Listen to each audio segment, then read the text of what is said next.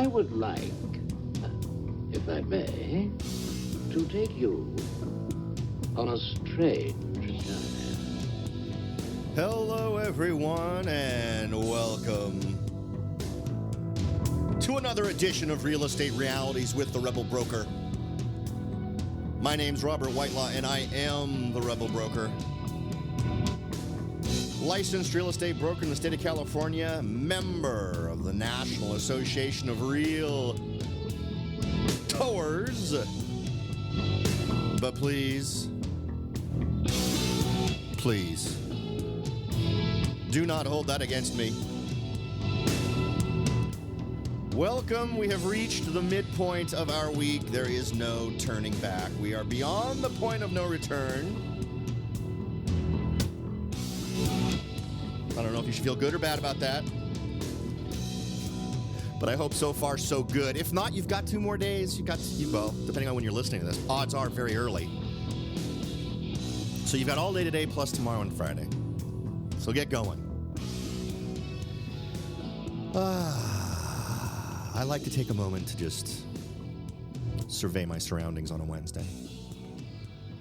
If you'd like to get in contact with me, the best way to do that is to head on over to www.therebelbroker.com, click on Contact the Rebel Broker, send along any ideas, suggestions, observations, or questions that you might have, and I would be oh so happy to respond.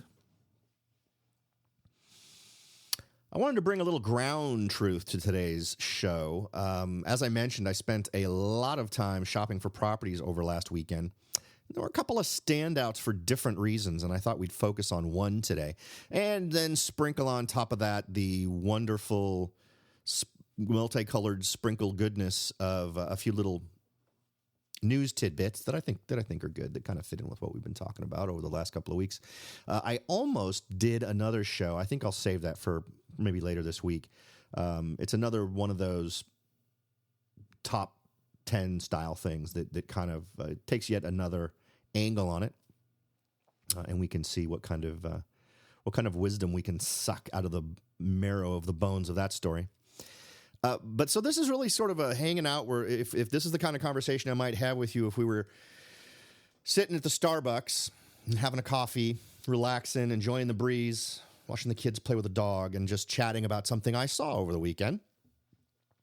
And then moving on with that to try to extrapolate some wisdom from it. Try to draw something out of it to help you. One of the properties that we looked at over this weekend struck me as one where the owner could have benefited, and maybe they did. Maybe this is something where the person who's trying to sell this property got all the input that I am about to suggest and simply rejected it. For those of you who are real estate agents that are listening, when you are telling one of your clients something that you believe will have a dramatic effect on whether or not they're going to get their home sold in a timely manner, under the conditions that they'd like, and for the amount of money that they want, and if you believe that if they don't follow your advice, they're not going to get those things, you need to push more. Now, I owe a fiduciary responsibility to my client, and I can't offer this person any input because there's a very high probability we'll be writing an offer on this property. And I find myself in the position as the person representing my client of realizing I am about to take advantage of the fact that this seller has not done some things that should have been done and that this agent didn't push to get done. And by everything I can see from what's been doing, this seems, and again, this is just the way it feels. I haven't had a conversation with this agent. But this very much feels like a lost leader style listing. For those of you who've been listening for a long time, you may remember what a lost leader is. A lost leader is when an agent takes a listing and then just leaves it. Lets it be an advertising for them. The sign in front is the only reason that they've bothered to list it. They don't care if it sells. They're just letting it sit there. I despise those kinds of listings simply because you're not helping the person who has obviously stated a goal of getting their property sold, and you're really only you're the only one who's driving any benefit from what's happening right there is the agent. Now, of course, it can also be a situation where this agent has gotten so used to a marketplace where everything sells so quickly that they've decided to upend the rules of the fundamentals that apply to getting a property sold. And remember, and the reason why I bring this up is it totally brings home this concept of paying attention to your fundamentals. So many people bring that up in a variety of different disciplines, right? Whether you're talking about sports, anything, right? The bottom line is in a lot of sports, it's about throwing a ball and catching a ball. And if you forget those fundamentals, no matter how good you are at the other stuff, you're going to suck at the game. And that's kind of what's happening here. Let me lay this out. Another thing we've talked about on this show is sort of the mainstream everybody's search, right? If every single time someone calls me and says, I'm going to be looking for a house, if I follow up by saying, so if I were to say that you're looking for a 3-bedroom, 2+ bath home, would that be pretty accurate? Odds are I got a really good chance that that's going to be correct. They go, oh, yeah, that's exactly what we're looking for. Great. That's what everybody's looking for. This is a 3-bedroom, 2.5 bath home built in 1985. And there is in a great community. It's a townhome, 2-car garage, absolutely no negatives to this house. Very close to freeways, but no freeway noise. A larger community, so it offers a lot of amenities, but at a very low price. It's got a pool, it's got tennis courts, it's got all the things you'd expect, but only at $330 a month for HOA fees. For the maintenance I have seen places that have nothing in terms of amenities that charge more than that. Saw a couple over the weekend that were nearly $400 a month and had nothing. So this is a desirable home. If I had listed this home, if I did not have offers in my hands or have people begging me to make offers, and maybe I was making them wait for some reason, if I didn't have people begging me to make offers within the first 2 weeks of this listing, I would want to know what's wrong. Because the bottom line is this thing should have sold. It's been on the market for 60 plus days. Absolutely ridiculous. Why is it on the market? Well, there's a number of reasons.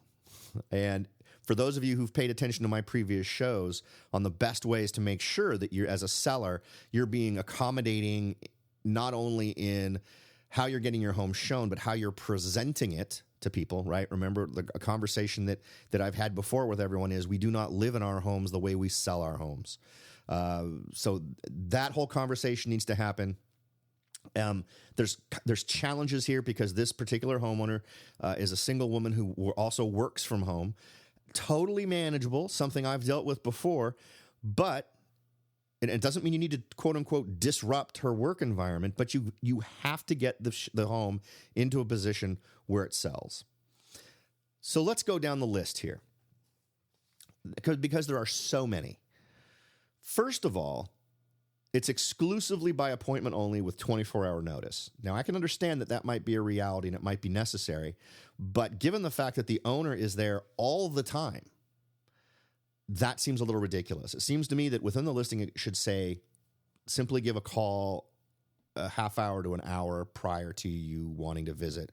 The longer amount of warning you can give is fantastic, but if you're caught in a situation where you're adding the home to your tour at the last minute, just give us 30 minutes to an hour. And remember, the reason we do that is because we don't live in our house the way we sell the house. It needs to be easy to show. You're still going to find that agents will gravitate towards showing, first on the list will be vacant homes. Next on the list will be homes where all I have to do is call and leave a message, and then I can simply go to the lockbox. Next, after that, is homes where I have to call and make an appointment, but there's still a lockbox. And then finally, it's the lockbox isn't out unless the seller puts it out. So I have to make an appointment, and I have to get back and forth acknowledgement from them and get word back that yes, the lockbox will be out front, or they'll be there to let us in. So that's number one. Ease of access. You need to make it as easy as possible because remember, most real estate agents, well, I was going to say an unkind word. Most real estate agents are, what would be a kinder way to say that? lazy idiots, maybe would be a kinder way to put it. But that's it. The path of least resistance is the most often traveled by our wonderful real estate folks. So you need to try to accommodate that, because remember, you're trying to not only accommodate the needs of a buyer who's going to come look at your property, you're needing to also accommodate the tendency of real estate agents to be kind of punkish about this stuff and feeding into their need to have ease to get into your property. So that's number one, and it presented an interesting problem. I worked through it, and I made the calls, and I got the communication going, and that all worked out. In talking with her, though, I was the only person to view that house over that weekend. That was it. In all the other properties we looked at, in almost every single one that was vacant, there were other people there, either coming out or parked out in front, maybe waiting for their real estate agent. Traffic going on. A lot of the other properties I looked at, nowhere near as attractive in terms of location and what the home had to offer as the one that I'm talking about right now. So there's that.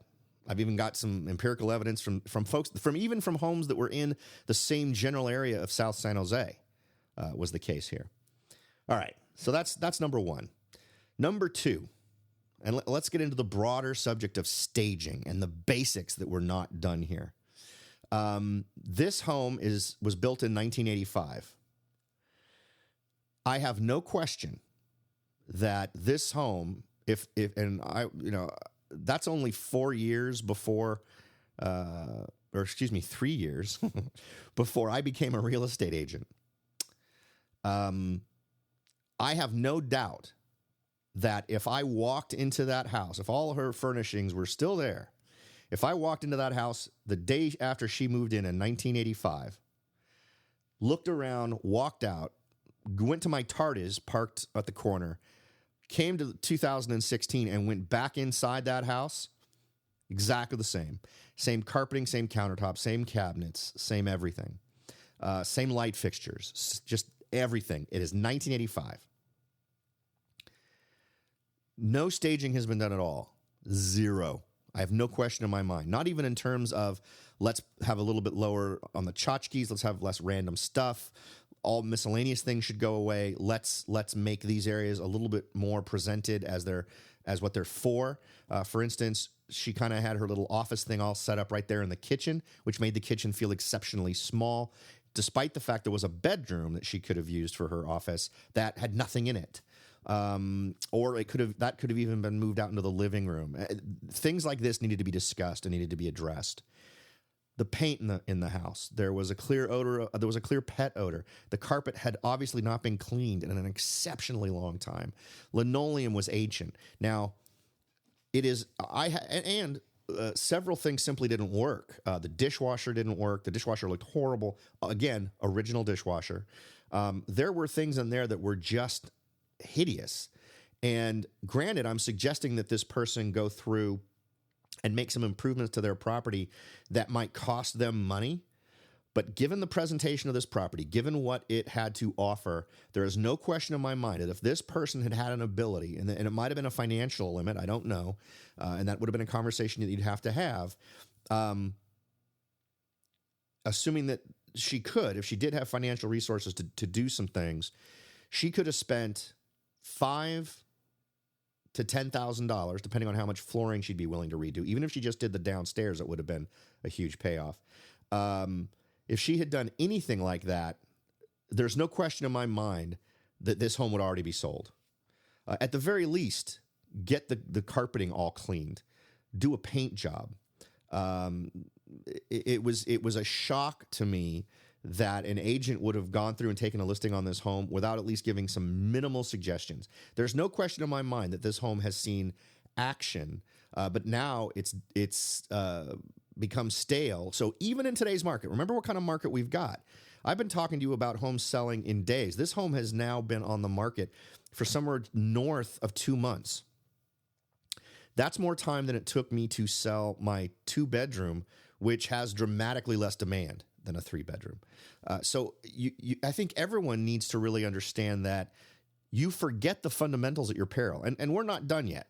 The master bathroom, the second bathroom, the half bath, and if we had just taken some of the advice on things we've talked about here on this show, where for far less than $5,000 to $10,000, you could make some improvements with light fixtures, with the hardware on the cabinets. The dishwasher was an example where there was actual staining on the front of the dishwasher because it was one of those ones that's so old that it actually had a slide-in bit of wood to give it a wood veneer, and the wood was stained. So slide that piece of wood out and go to Home Depot, buy another one, and slide a new one in. It's just general siding stuff that you could have done this with. So just really small stuff that could have just added up literally to a handful of $100 that could have really made a difference for this place. And it was unfortunate because my heart kind of went out to this lady. She's in a circumstance that I'd love to see her get what she needs out of this and be able to move on. She's kind of in a point in her life where she needs to kind of get out of this place and move on to something else. And she's not getting the advice that she needs to really effectively make that happen.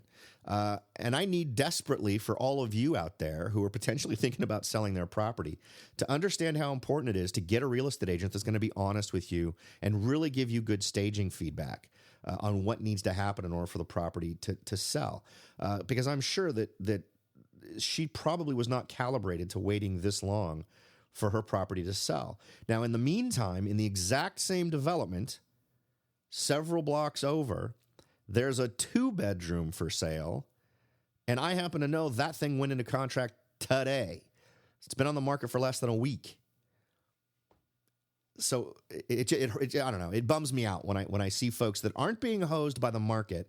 They aren't being hosed by what folks want. They're being hosed by their own action or inaction, or the lack of their agent being really forthcoming about what needs to happen in order for their property to sell.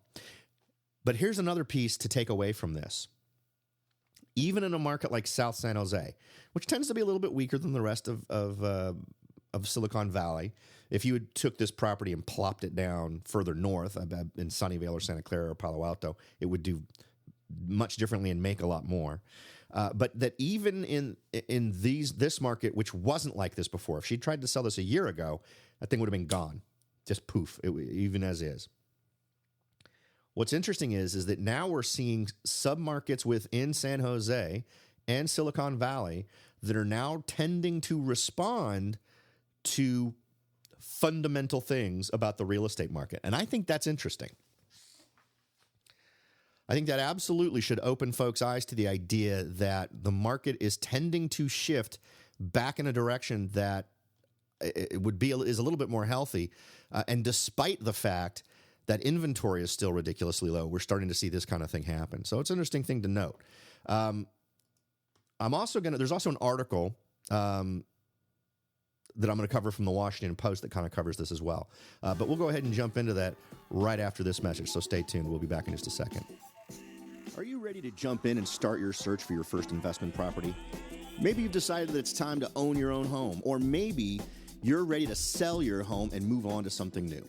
No matter what your goal is, the Rebel Broker can help. That's right, aside from hosting this show, I am also the owner, broker of Whitelaw & Sons Real Estate Services right here in Silicon Valley. With over 25 years experience serving Silicon Valley, Morgan Hill, San Martin, and Gilroy, I or one of my great agents can help you achieve your goals in real estate. So if you're ready to look into taking that next step towards achieving your real estate goals, point your browser at www.soldbyrobert.com. That's www.soldbyrobert.com and get in touch. Let me show you how I will earn your business and your respect. Again, that's www.soldbyrobert.com, or you can call me at 408-852-0525. California Bureau of Real Estate ID 00984-909. Welcome back. As I mentioned, article from the Washington Post titled, "Don't Resist Your Real Estate Agent's Suggestion to Upgrade That Dated Decor." This one was kind of this is what kind of got me thinking about my experience over the weekend. And this is a question from someone who asks, "I'm interviewing real estate agents in preparation to sell my townhouse. Both brokers interviewed so far recommend painting my dark wood kitchen cabinets white, Painting wood seems nonsensical to me, but she says white shows better. Similarly, she recommends replacing the old but functional toilets with white ones, even though one of the bathrooms also has a bathtub and shower of the same robin's egg blue color. What do you think? Now, they go on to tell them what they think, and it's basically of the same tone of what I just described relating to the property that I viewed over the weekend. If you're able to say straight-faced that you have robin's egg blue bathroom stuff, you're probably already aware that your stuff is a little bit dated. And maybe that's one of the biggest problems is for sellers to sort of put themselves in the mindset of, I need to appeal to as many buyers as possible. I know there are folks out there who really love sort of that dated look. There are folks who love that. Believe it or not, this was a while ago, but I had someone actually rave about this avocado green carpeting that I hadn't seen since I was a kid in my parents' house, and talked about how great it is and how retro it is. So absolutely, there are going to be folks out there who enjoy that, but they're going to represent such a small percentage of the buying population at any given time that you really need to try to appeal to as many people as possible. And what's interesting is those dark cabinets, whether they're dark wood or dark something else, are less attractive. So you need to go into these things with your eyes wide open, but with an honest partner in this to tell you what's going on. And that role, in some cases, if you're all on your own, that you're going to need to find a real estate agent who's willing to be honest with you. Now, it sounds like the person in this article encountered a couple of brokers who were willing to be honest right up front, right during the listing appointment, to communicate some things that would need to happen. But what you also need to do when it gets this one that I'm talking about that I saw over the weekend, this would have been a major discussion, simply because I would have suggested a lot of things. I would have said, here's our optimal situation. If you want to get maximum dollar for this property, and if you want to get it in the shortest amount possible, and with the terms and conditions that make you happy, this is what we need to do. And I would have laid out I would have replaced a couple of appliances that were just completely, virtually junk.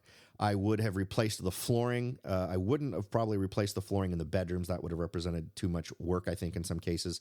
And I would have upgraded the master bath. All told, I probably would have been asking my person to invest about $15,000, probably $12,000 to $15,000, depending on how high end we went on different things. But after that, I would be willing to tell them, if we do these things, you'll get your list price, no question about it, and you'll get over your list price most likely, and we will sell this thing ridiculously fast.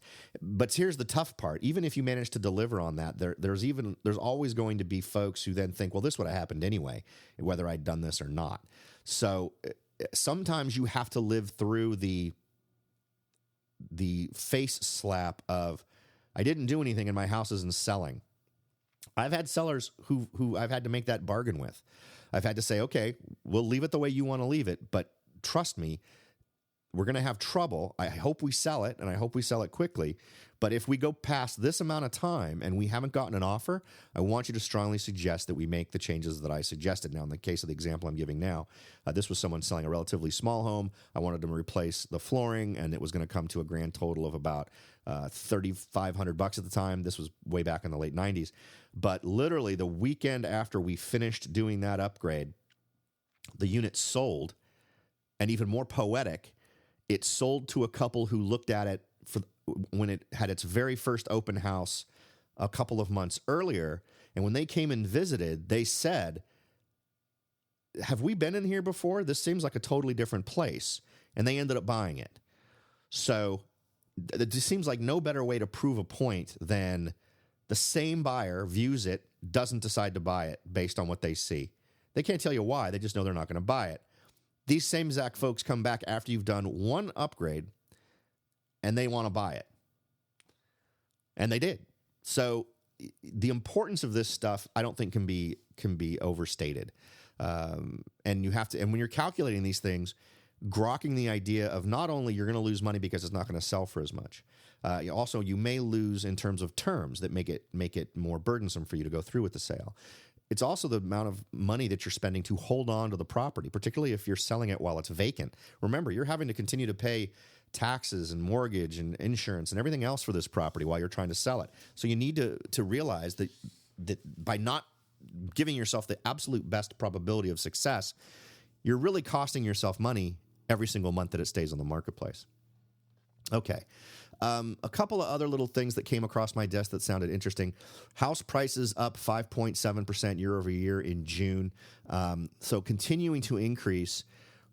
And what's interesting about that is all of this, there's other articles discussing this increase despite the fact that there's no increase in inventory. And some people seem to be scratching their head at that. Well, yeah. It's a supply and demand equation that is as simple and old as selling stuff to one another is. So while there seems to be a disconnect on that, I don't get. Now, kind of tipping into that, and this is a trend that I think is interesting because I think it is potentially a more effective way to address the entry-level problem. Townhomes are starting to make a big comeback. I'd love to see them make a bit more of a dent in the market here in California. I think townhomes are a great solution. It boosts density so that builders can make more. And remember, one of the biggest problems is so many of the regulatory costs related to building. Rising regulatory costs, and we talked about these a few shows back or a few weeks back, up about 30% just in the past 5 years. We've talked about single-family residential homes where literally one of the fees, not all of them, one of the fees in some cities, a city will charge a builder $100,000 to build one house. And of course, who ends up paying that? Well, it's the buyer. It's not the builder. So it's just more and more expensive to build a house today. So first-time home buyers are getting priced out of the market predominantly because of these regulatory costs. Now imagine, just to throw this out there, right? It might be a little bit of a trip into the weeds, but I enjoy the weeds now and then. Imagine what would happen, because remember, these are all the folks who are telling us they really want to help us and they really want to solve this quote-unquote housing crisis and all this other stuff. Of course, most of their solutions relate to lending more money to more people who otherwise are unable to borrow because they are subprime borrowers. What if we took a different tack? What if all of these folks decided, instead of increasing the potential liability of taxpayers by backing loans that are by definition not real good ones, what if we got all of these various states and counties and cities to agree on a moratorium for all regulatory costs relating to building a home? Or how about if we just rolled it back 5 years? There were still regulatory costs 5 years ago.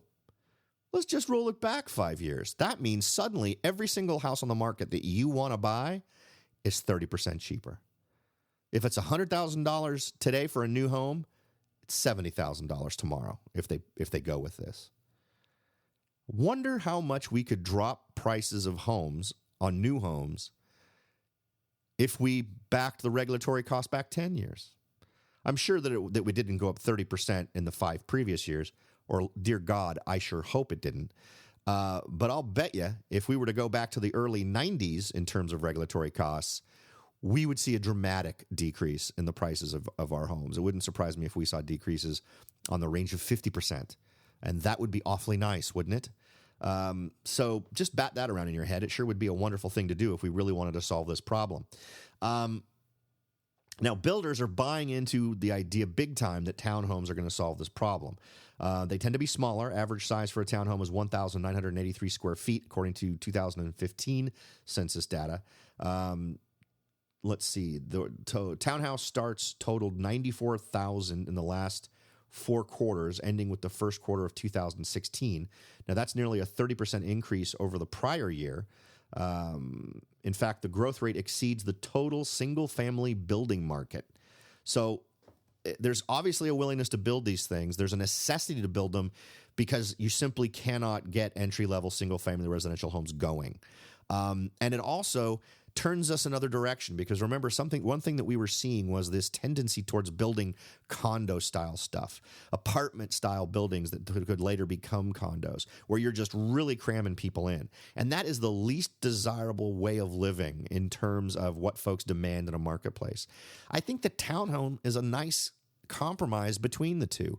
You're still very close to your neighbors, but you still feel like you've got your own space. You've got the ground that you own underneath you. You've got a couple of stories of house, and maybe you even got a halfway decent backyard, not very wide, but maybe it goes 10, 15, 20 feet back away from the back of your property. So you've got a little bit of room back there. And I think that's a great way to fill this need in terms of getting more inventory out there. And I would, again, I always wonder when the solution is for the government to either put us more in debt or more at risk in terms of what sort of loans they'll underwrite.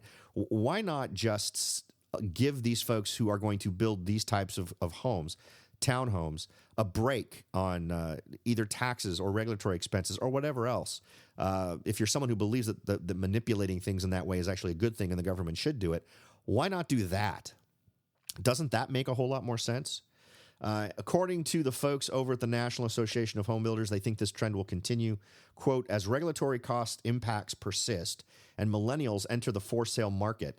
The cost of construction and the growing demand for medium-density housing in walkable neighborhoods in inner and outer suburbs will support townhouse development again.